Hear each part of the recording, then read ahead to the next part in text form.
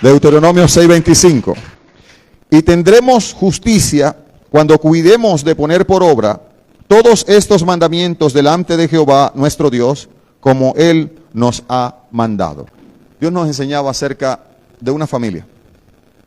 Y no era cualquier familia, era una familia justa.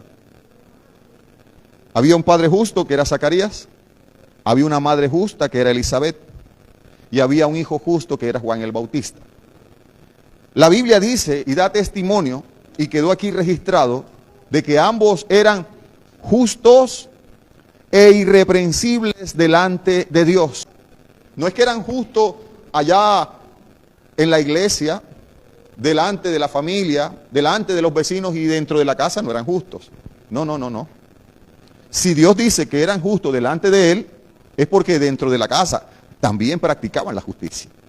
Si se acabaran las injusticias en los hogares, no habría problemas dentro de los hogares. Pero ¿por qué hay discusiones? ¿Por qué hay pleitos? Porque hay injusticias. Amén. Si fueses un hombre justo, no te enojarías con tu esposa. Y si te enojabas, no la ofendías. Amén. Si fueses una mujer justa, no ofenderías a tu esposo. Procurarías buscar palabras justas para hablarle a ese hombre. Si hubieran hijos justos en el hogar, no ofenderían a sus padres. Obedecerían a sus padres. Dios dejó establecido cómo debe ser un hogar justo. La Biblia nos enseña que la cabeza de la mujer es el varón. La cabeza del varón es Cristo. Y la cabeza de Cristo es Dios. Y ese es el orden justo establecido por Dios dentro de los hogares. O sea que para que tengamos un hogar justo, una familia justa, necesitamos que el varón sepa la palabra de Dios, que la esposa sepa la palabra del Señor y que los hijos también conozcan la palabra del Señor. Porque si no, ¿cómo vamos a practicar la justicia? Si para vivir justamente necesitamos saber la palabra de Dios, creer la palabra de Dios y poner por obra la palabra de Dios, y entonces es cuando viviremos en justicia. Si nosotros conocemos esta palabra, creemos esta palabra y en el temor de Dios cumplimos esta palabra, nuestro hogar será mejor que esos hogares que creemos que son buenos hogares. Yo no estoy diciendo que sean malos, sino que puede ser mejor. Yo no entiendo cómo en un hogar cristiano pueden haber ofensas, ¿cierto? No entiendo cómo pueden haber griterías, ¿cierto? No entiendo cómo pueden haber apodos, cómo puede haber bullying dentro de un hogar, siendo cristianos, ¿cierto? ¿Por qué tiene que suceder eso? ¿Por qué tienen que haber injusticias dentro de un hogar donde el papá es cristiano, la mamá es cristiana y los hijos son cristianos? Y si no, que allá en la casa el cristiano soy yo, el varón de la casa, pues haga lo que a usted le corresponde y hasta más. Para que a lo menos digan, mi esposo fue un hombre justo. Ese hombre siempre hizo lo recto, siempre me decía las cosas que me tenía que decir sin ofenderme, con sabiduría y con amor. Mi papá siempre fue un hombre justo. Ese hombre cuando me decía las cosas me las decía así, conforme a la palabra. Me lo decía con respeto, con amor. Hermano, tenemos que empezar por guardar nuestros pensamientos y nuestros labios delante de Dios y delante de nuestra familia si queremos tener una familia justa. Hermana y hermano, todo hombre y mujer de Dios y joven de Dios debe leer la palabra todos los días. Y si no, escucharla. Tanto el hombre como la mujer, tanto el marido como su esposa, debemos leer la palabra de manera individual, pero también de manera como esposo, como matrimonio. Pastor, es que mi esposa no quiere. No importa, llama a sus hijos. Es que ellos no quieren, no importa, léala usted. Pero alguien tiene que leer la palabra de Dios en la casa. Alguien tiene que saber las escrituras en la casa.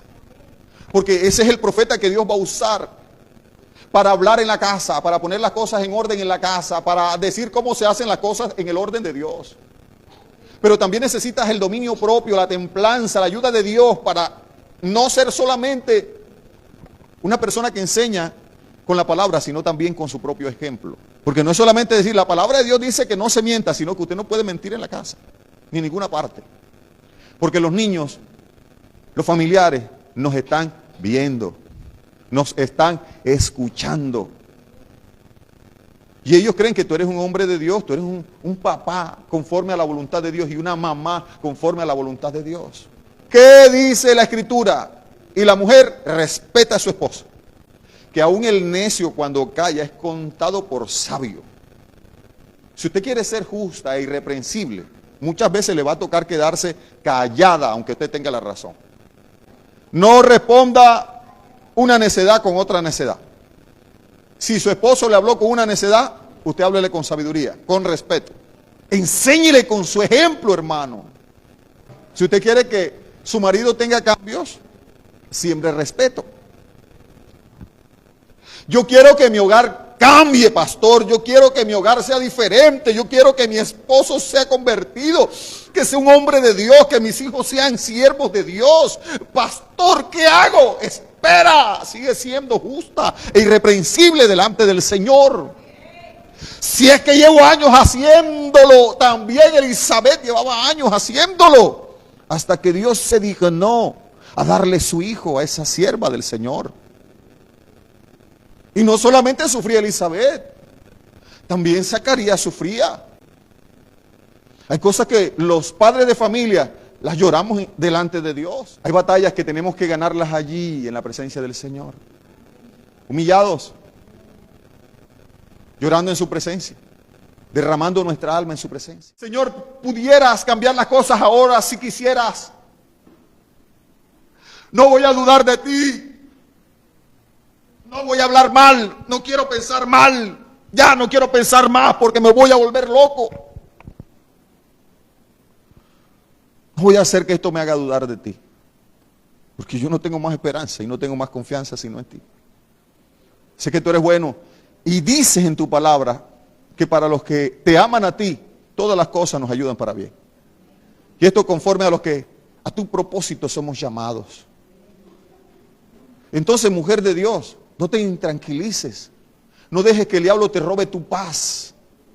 No dejes que el diablo robe esa armonía que hay en la casa solamente porque están pasando cosas en tu vida. Solamente porque están pasando cosas en tu hogar.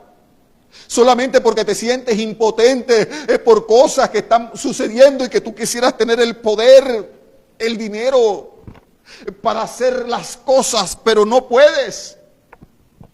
No dejes de orar porque las cosas no se te están dando. No dejes de creer porque las cosas no se te están dando. No dejes de confiar en el Señor porque no has tenido respuesta en la oración. Tenemos que seguir creyéndole a Dios.